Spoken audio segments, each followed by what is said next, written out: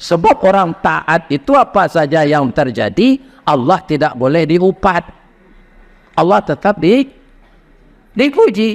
Jadi kalau Allah mengenai cindu hari hujan sesiang malam, tidak boleh mupik ke Allah. Alhamdulillah. Di bawah si cindu itu di pulau dimakan pesong sama. Itu dia kita tertai nak. Yakinlah besoknya panen dari Allah. Terjual lo kan leh. Ya kan? Sama dengan kami jadi mubalik ini Pak. Kan dikasih orang beli minyak, ongkos, trapel segala macam. Tidak ada standar do Pak berkata pengurus ke sini kan. Bisa kan? Baru tekan hari nyot. Kami tidak lah bukan tak tu. Ingat.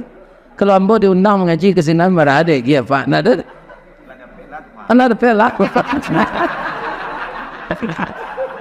Tangin. Tapi Allah itu kaum muslimin maha